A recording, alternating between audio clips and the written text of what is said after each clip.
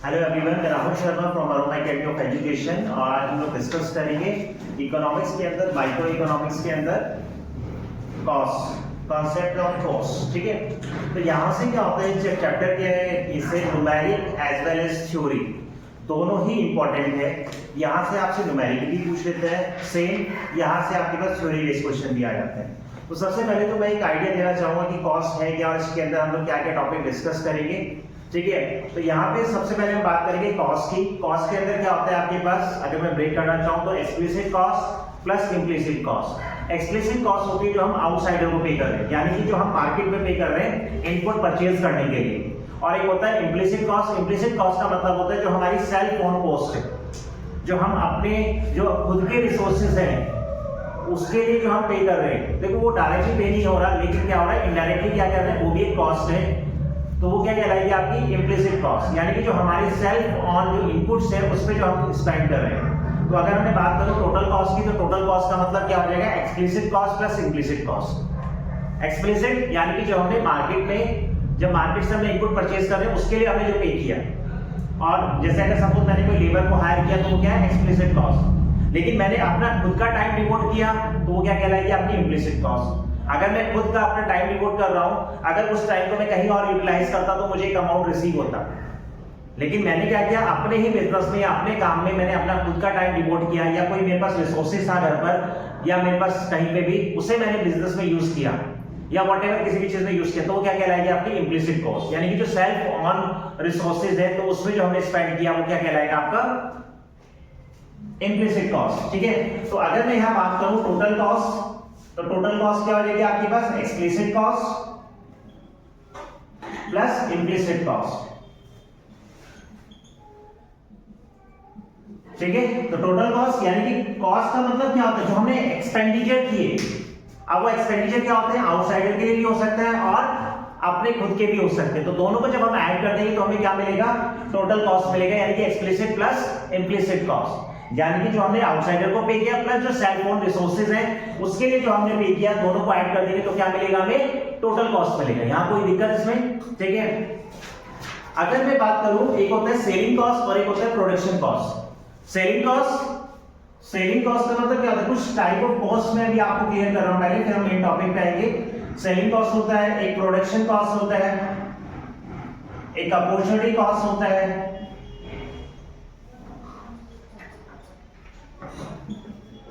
तो selling cost क्या होता है, किसी प्रोडक्ट को जो बेचने में हमने जो कॉस्ट एक्सपेंडिचर इंकर की, जैसे एडवर्टाइजमेंट, तो वो किसके अंदर आ जाएगा, सेलिंग कॉस्ट के अंदर। और प्रोडक्शन कॉस्ट किसी चीज को बनाने में जो हम खर्च कर रहे हैं। और अपॉर्चुनिटी कॉस्ट क्या होता है, आपने पहले ही पढ़ा था प्रीवियस चैप्टर्स के अंदर। अपॉर्चुनिटी कॉस्ट का मतलब होता है sacrifice of next best alternative, कि आपके पास दो अल्टरनेटिव है, कि एक में आपको 10,000 अर्निंग हो रही है सपोज, एक से आपको 9,000 की हो रही है। आप किसे सेलेक्ट करोगे, जो आपका बेस्ट वन होगा। आपने सेक्रीफाइस किसे किया, 9,000 को, तो ये 9,000 आपकी क्या कहलाएगी अपॉर्चुनिटी कॉस्ट। तो sacrifice of next best alternative क्या कहलाएगा आपका अपॉर्चुनिटी कॉस्ट। यहां कोई डाउट है? तो अभी हमने बात की टोटल कॉस्ट की। तो टोटल कॉस्ट का मतलब क्या होता है, explicit cost plus implicit cost. Explicit cost का मतलब होता है जो हम आउटसाइडर को पे कर रहे हैं, और इम्प्लिसिट कॉस्ट का मतलब होता है जो हम अपने जो सेल्फ ऑन रिसोर्सेज हैं उस पे जो हम एक्सपेंडिचर कर रहे हैं। तो दोनों का सम क्या कहलाएगा, टोटल कॉस्ट। उसके बाद हमने बात की यहाँ पे सेलिंग कॉस्ट की। तो सेलिंग कॉस्ट का मतलब होता है जब हम किसी प्रोडक्ट को बेचते हैं और उस टाइम पे जो हमने एक्सपेंडिचर किया, सेलिंग कॉस्ट। प्रोडक्शन कॉस्ट यानी कि जो प्रोड्यूस करने में किसी चीज को खर्च हो रहा है, प्रोडक्शन कॉस्ट। और जब अपॉर्चुनिटी कॉस्ट की बात करेंगे तो sacrifice of next best alternative, यानी कि जिसे हमने फोरगॉन कर दिया, जिसे भुला दिया, तो वो कॉस्ट हमारी क्या कहलाएगी अपॉर्चुनिटी कॉस्ट। ठीक है, आगे बढ़ते हैं। उसके बाद आता है शॉर्ट रन कॉस्ट। देखो शॉर्ट रन होता है एक टाइम पीरियड जहां पर क्या होता है, कुछ फैक्टर फिक्स होते हैं, कुछ वेरिएबल होते हैं। तो शॉर्ट टर्म, जैसे नाम से क्लियर हो रहा है कि शॉर्ट पीरियड ऑफ टाइम है आपके पास, short period of time.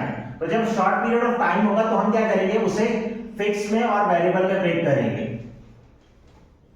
Fix cost और वेरिएबल कॉस्ट में। क्योंकि देखो सारी कॉस्ट फिक्स नहीं हो सकती और सारी कॉस्ट वेरिएबल नहीं हो सकती, क्योंकि हमारे पास क्या है, शॉर्ट पीरियड ऑफ टाइम है।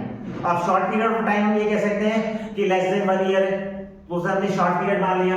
तो शॉर्ट पीरियड के अंदर क्या हो जाएगा, जो हमारी टोटल कॉस्ट होगी, टोटल कॉस्ट क्या हो जाएगी, fix cost plus variable cost.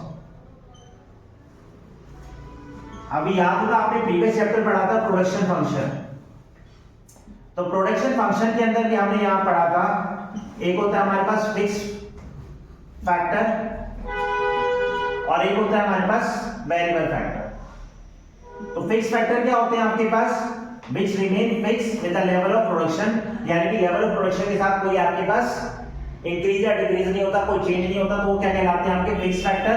And variable factor क्या होते हैं, जो वेरी करते हैं with the level of production. तो सेम जो कॉस्ट आप इनकर्ड कर रहे हैं on fix factor is called fix cost, and जो वेरिएबल पे स्पेंड कर रहे हैं तो वो वेरिएबल। तो फिक्स कॉस्ट क्या होती है, जो रिमेन फिक्स होती है वेदर लेवल ऑफ प्रोडक्शन आपका 0 हो या 10 हो या 5 हो, व्हाटएवर, ठीक है। तो it will remain same, there is no change. And variable cost क्या होती है, which vary with the level of production. अब यहां से आपसे क्या पूछेगा, एमसीक्यू में पूछ लेगा कि give any two example, MCQ में पूछ लेगा या फिर शॉर्ट में पूछ लेगा कि give any two example of fix cost या वेरिएबल कॉस्ट। तो जो फिक्स फैक्टर होते हैं उसमें जो कॉस्ट इनकर्ड करेंगे वो क्या कहलाएगा आपका फिक्स कॉस्ट। जैसे purchase of land, purchase of machinery, तो ये किसके हो जाएंगे, फिक्स कॉस्ट के। और जब वेरिएबल की बात करेंगे तो purchase of raw material, purchase of what, raw material पे आपने जो खर्च किया वो आपका वेरिएबल कॉस्ट हो गया। इलेक्ट्रिसिटी बिल, ये आपके क्या कहलाएंगे, वेरिएबल कॉस्ट। या वेजेस की बात करें तो वेजेस क्या होती है, वेरी करती है with the level of production, तो ये आपके क्या कहलाएंगे, वेरिएबल कॉस्ट, ठीक है। तो fix cost and variable cost. तो फिक्स कॉस्ट क्या होती है, रिमेन फिक्स होती है with the level of production, ठीक है। एंड वेरिएबल कॉस्ट क्या होती है, which vary with the level of production, जो वैरी कर रहा है जैसे जैसे प्रोडक्शन आपका बढ़ रहा है। और फिक्स रिमेन फिक्स रहेगी। जैसे अगर मैं इसकी ग्राफिकली बात करूं, सपोज ये हमारे पास एक टेबल है, यहां पे क्वांटिटी दे दी एंड फिक्स कॉस्ट दे दी। अगर 0 है तो भी 10 है, 1 है तो भी 10 है, 2 है तो भी 10 है, 3 है तो भी 10 है, 4 है तो भी 10 है। यानी कि ये क्या रहेगी, रिमेन फिक्स रहेगी, लेवल ऑफ प्रोडक्शन से इसमें कोई फर्क नहीं पड़ रहा, ठीक है। इसका ग्राफ कैसे बनाएंगे, यहाँ क्वांटिटी आ गई, यहाँ पर आपकी फिक्स कॉस्ट आ जाएगी। 1 2 3 4 5, 1 2 3 4 5, यहाँ मान लो सपोज 5 आ गया, यहाँ 10 आ गया। तो देखो 1 पे भी 10 है, 0 पे भी 10 है, 1 पे भी 10 है, 2 पे भी 10 है, 3 पे भी 10 है। तो ये क्या रहेगा, पैरेलल टू एक्स एक्सिस। तो ये क्या हो जाएगी आपके पास, फिक्स कॉस्ट। और वेरिएबल कॉस्ट क्या होती है, जो वेरी करती है with the level of production के साथ। अगर मैं यहाँ पे बात करूं, क्वांटिटी दे रखी है और यहाँ वेरिएबल कॉस्ट की बात हो रही है, तो 0 1 2 3 4 5, 0 पे 0, 1 पे मान लो 10 हो गया, फिर यहाँ 12 हो गया, 14 है, 15 है, 18 है। तो ये क्या हो रहा है, वेरी कर रही है, यानी कि जैसे जैसे हमारा प्रोडक्शन बढ़ रहा है ऐसे ऐसे क्या हो रही है, वेरी कर रही है। तो जब हम इसके ग्राफ की बात करेंगे तो यहाँ क्वांटिटी आ गया, यहाँ वेरिएबल कॉस्ट आ गया। तो समथिंग कुछ इस तरह का आपका ग्राफ बनेगा इसका वेरिएबल कॉस्ट का। अगर मैं इन्हीं ग्राफों को एक ही ग्राफ के अंदर मर्ज कर दूं तो ये आपका फिक्स कॉस्ट हो जाएगा, और ये 0 से जब स्टार्ट करेंगे तो ये क्या हो जाएगा, वेरिएबल कॉस्ट। और अभी मैंने बताया fix cost plus variable cost, तो दोनों क्या बन जाएंगे, टोटल कॉस्ट। तो टोटल कॉस्ट आपका यहां से स्टार्ट होगा, तो ये क्या बन जाएगा आपका टोटल कॉस्ट। अब यहां से क्वेश्चन ड्राइव होता है कि जो वेरिएबल कॉस्ट होता है और टोटल कॉस्ट होता है ये पैरेलल क्यों होता है, इनका गैप सेम क्यों आता है। तो इसका गैप सेम क्यों आता है, क्यों, क्योंकि टोटल कॉस्ट के अंदर फिक्स कॉस्ट ऐड है। अगर मैं इसमें से फिक्स कॉस्ट को हटा दूंगा तो मेरे पास क्या आएगा, वेरिएबल कॉस्ट। या अगर एक एग्जांपल आप यहां देखें, मैं इसे रफ कर देता हूं।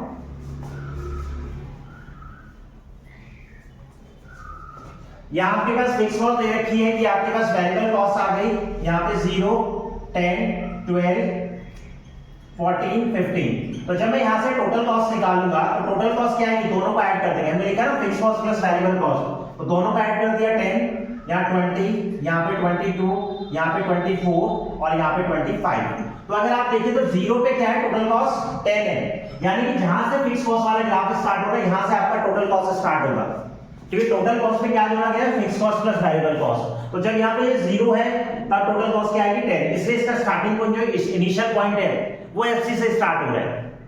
अब यहाँ 1 पे कितना हो गया, 20। सपोज 1 यहाँ पर है तो 20, तो जैसे जैसे प्रोडक्शन बढ़ेगा ये अप होता चला जाएगा। अगर आप सीधी सी बात है, अगर इस टीसी में से अगर आप फिक्स कॉस्ट घटा दोगे तो क्या रह जाएगा, वेरिएबल कॉस्ट। इसलिए ये तो गैपिंग है, ये गैपिंग है, सेम है। क्योंकि टोटल कॉस्ट के अंदर क्या होता है, फिक्स कॉस्ट इंक्लूड होती है। अगर मैं फिक्स कॉस्ट को हटा दूंगा तो मेरे पास क्या आएगी, वेरिएबल कॉस्ट। इसलिए क्या होता है, फिक्स टोटल कॉस्ट और वेरिएबल कॉस्ट दोनों क्या होते हैं, पैरेलल होते हैं एक तरह से। कोई डाउट इसमें? आगे चलते हैं। इसमें न्यूमेरिक आपसे पूछ लेगा, वो अभी हम डिस्कस करेंगे।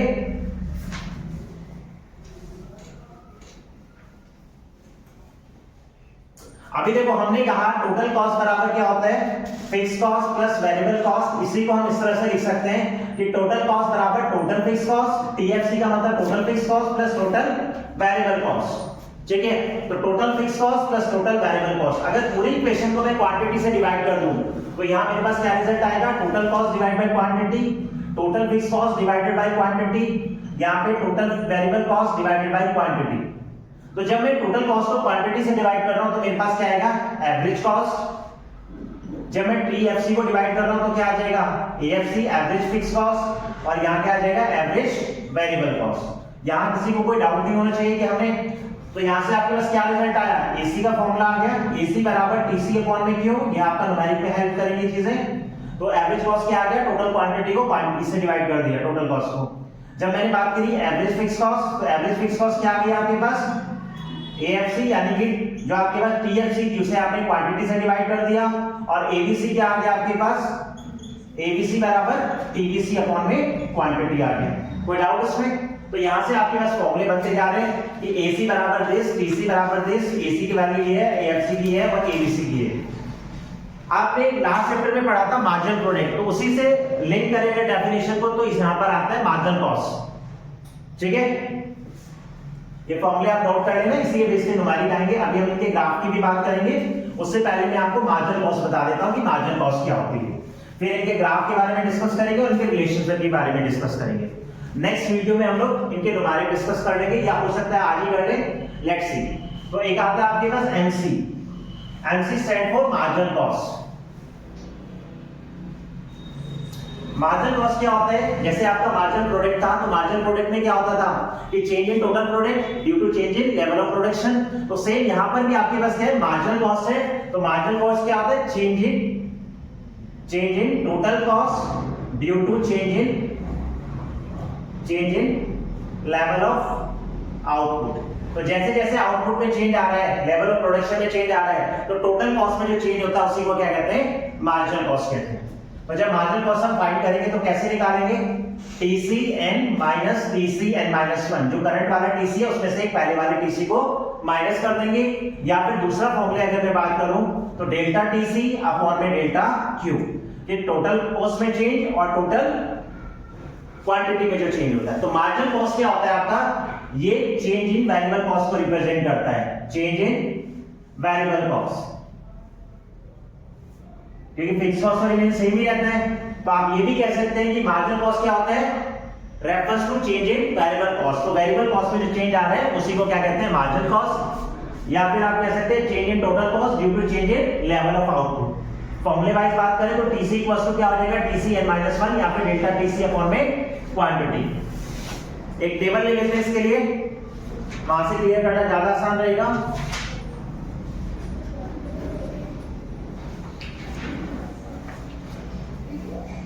देखो जैसे अगर मैं बात करूं, यहाँ क्वांटिटी है, यहाँ हमारे पास टोटल कॉस्ट है। जीरो पे आपके पास 20, फिर 1 2 3 4, यहाँ आ जाएगा 30 45 50 एंड 60। तो मार्जिनल कॉस्ट जब यहाँ निकालेंगे तो क्या करेंगे, पहले वाले में से आप माइनस करते हुए चलेंगे।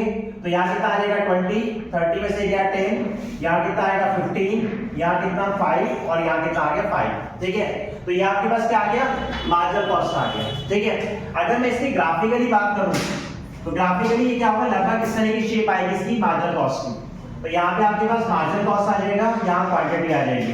तो मार्जिनल कॉस्ट क्या होता है आपके पास, change in total cost due to change in level of output. तो आउटपुट में चेंज होने से जो टोटल कॉस्ट में चेंज आ रहा है उसी को रिप्रेजेंट करता है MC। अब इसमें क्वेश्चन आ जाता है कि MC यू शेप में होता है। देखो एक दूसरा चैप्टर कहीं ना कहीं लिंक होता है, तो प्लीज थोड़ा सा रिवीजन आप करके रखा करो। अब मार्जिनल कॉस्ट जब हम यू शेप की बात करेंगे तो यू शेप इसलिए होता है, again law of variable proportion. Law of variable proportion आपने पढ़ा था, तो वही से यहाँ पे कहता है कि पहले एमसी क्या होगा, डिक्रीज होगा, फिर कांस्टेंट हो जाएगा, फिर राइज होना स्टार्ट हो जाएगा। तो जब भी आपसे यू शेप बोलेगा तो आप क्या बोलेंगे, लॉ ऑफ वेरिएबल प्रोपोर्शन, कि इनिशियली क्या हो रहा है, यहाँ पे डिक्रीज हो रहा है, फिर कांस्टेंट हो रहा है, फिर राइज हो रहा है। तो यहाँ पे क्या आ जाएगा, एमसी की शेप क्या होती है, यू शेप होती है। अच्छा, एसी की शेप भी यू शेप होती है, एसी और एमसी की शेप यू शेप होती है। जब हम टीएफसी की शेप की बात करेंगे तो टीएफसी आपका हाइपर पैराबोला होता है, और जब हम टीबीसी की बात करेंगे तो वो भी लगभग यू शेप होता है। तो हाइपरबोला शेप आएगी आपकी टीएफसी की। बेसिकली यू शेप जो शेप पूछ लेता है वो आपकी एमसी की और टीएफसी की पूछ लेता है। तो टीएफसी हाइपरबोला पैराबोला होता है, और बात करेंगे हम एमसी की या एसी की, वो यू शेप होते हैं। ठीक है,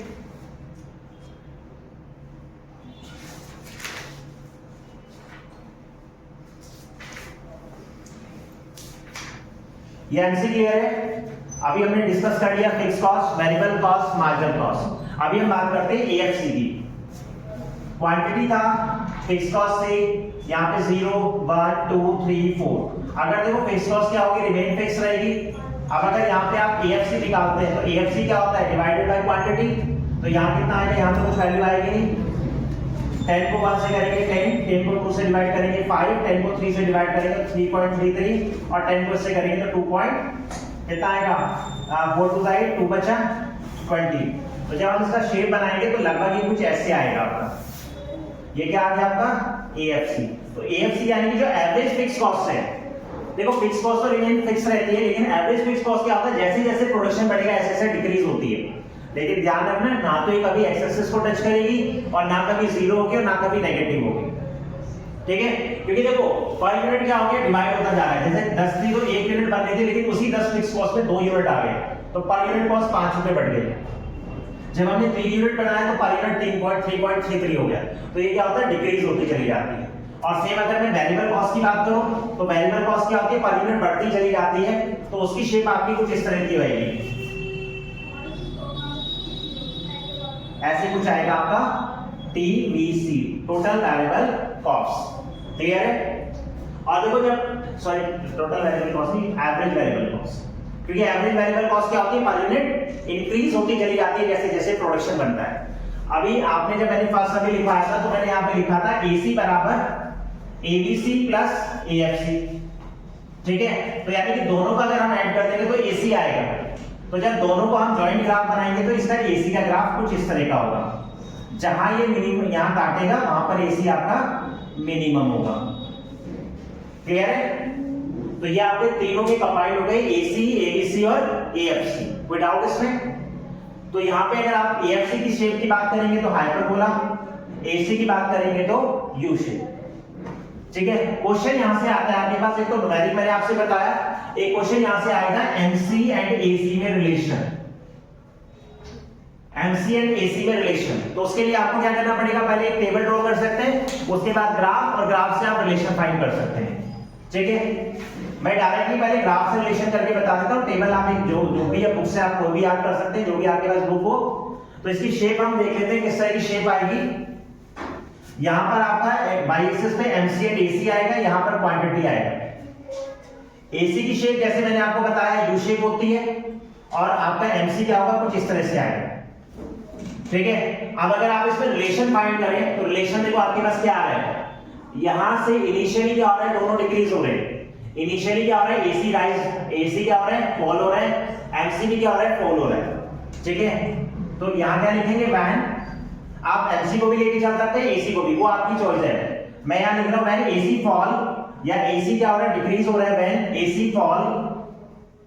तो एमसी में क्या हो रहा है, MC also fall, MC also fall. ठीक है, बट लेकिन अगर आप देखें, देखो दोनों कम हो रहे हैं, लेकिन ग्रेटर कौन है, एसी।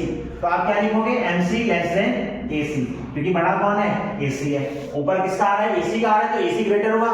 दोनों फॉल हो रहे हैं, लेकिन सिचुएशन में क्या हो रहा है, दोनों अगर फॉल भी हो रहे हैं तो एसी क्या है, एसी कब आपका ऊपर है, तो एसी ग्रेटर है एमसी से। दूसरी सिचुएशन अगर आप यहां देखें, यहां पर ये दोनों कट कर रहे हैं, तो यहां पे एमसी और एसी इक्वल है, तो क्या लिखेंगे, when AC and MC are equal. जब ये दोनों क्या है, इक्वल है, तो AC is minimum, then AC is minimum. तो इस पॉइंट पे क्या हो रहा है, यहां पर अगर आप देखें तो एसी मिनिमम है। देखो दोनों यहां पे इक्वल है, लेकिन यहां पे एसी मिनिमम है। एमसी की मिनिमम की बात करें तो यहाँ कहीं कोई पॉइंट आएगा, बट हमें एमसी मिनिमम की बात नहीं करनी, हमें बात करनी है एसी मिनिमम की। तो एसी कहाँ मिनिमम है? जहां दोनों एक दूसरे को इंटरसेक्ट कर रहे हैं, कट कर रहे हैं। और तीसरी सिचुएशन अगर आप यहाँ पे देखेंगे तो तीसरी सिचुएशन यहाँ पे क्या हो रही है, ये राइज होना स्टार्ट हो गए, ये दोनों क्या हो रहे हैं? राइज हो रहे हैं। और जब दोनों राइज हो रहे हैं तो ऊपर कौन है? एमसी, तो एमसी ग्रेटर हो गया। तो व्हेन एसी इज क्या हो रहा है? राइजिंग, तो एमसी क्या हो रहा है? एमसी ऑल्सो राइज हो रहा है, बट अब बड़ा कौन है? एमसी, एमसी ग्रेटर है किससे? एसी से। तीसरा रिलेशन आ गया कि जब दोनों राइज हो रहे हैं, ठीक है, तो ये बड़ा है, ये छोटा है। और चौथा रिलेशन आप निकाल सकते हैं कि बोथ आर कैलकुलेटेड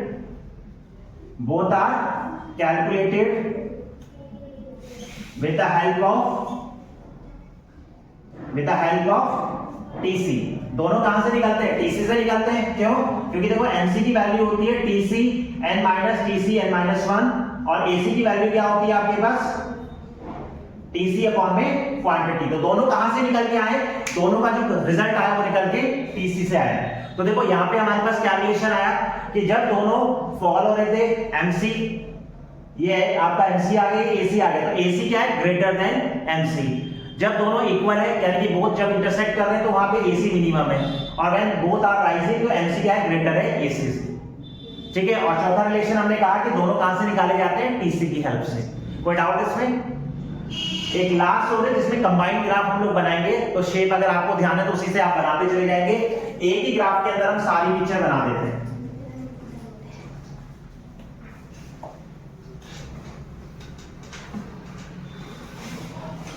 देखो एक ही फिगर के अंदर अगर हम बात करें, ये आपका फिक्स कॉस्ट हो गया, ये आपका क्या हो गया? फिक्स कॉस्ट, ये आपका वेरिएबल कॉस्ट, और यहां से क्या आ जाएगा? आपका टोटल कॉस्ट।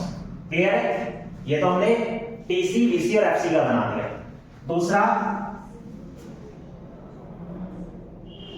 हमने बनाया ये एसी का, ठीक है। अब यहां से लगभग ऐसा कुछ बनेगा आपका टीएफसी, क्योंकि पार्लियामेंट क्या होता है? कम होता चला जाता है। और जो आपका वेरिएबल कॉस्ट था, वेरिएबल कॉस्ट क्या हो रहा है? इसे मिनिमम से काट रहे हैं, इसे दोबारा बनाएंगे, पहले इसे बना। यहां पे क्या हो गया आपका?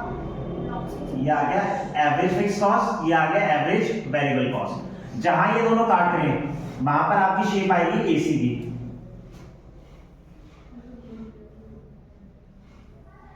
ये आ गया एबीसी, ठीक है, और ये यू शेप आ जाएगा, तो ये क्या बन जाएगा? एसी, ठीक है। ये यहां पे आ जाएगा, जो इसका ये मिनिमम पॉइंट है, ठीक है, वहां पर आपका एबीसी और एएफसी काटेगा। और फिर हम बात करते हैं किसकी? एमसी की। तो एमसी आपका इस तरह से बन जाएगा, ठीक है। तो यहाँ पे एक ही ग्राफ के अंदर आपका एएफसी, एबीसी, एसी और एमसी आपका आ गया, ठीक है। तो थ्योरी के पार्ट पे इसमें चैप्टर में ये सारी चीजें डिस्कस की गई है। कोई डाउट हो तो आप लोग मेरे को कमेंट बॉक्स में मैसेज करने कर सकते हैं। बाकी डाउट के लिए आप मेरे कॉन्टेक्ट नंबर पे व्हाट्सएप कर सकते हैं 9958301091। तो नेक्स्ट क्लास में हम लोग मिलेंगे जिसके अंदर हम न्यूमेरिक पार्ट की बात करेंगे। तब तक के लिए धन्यवाद, थैंक यू। मैं Rahul Sharma from aroma academy of education, thank you.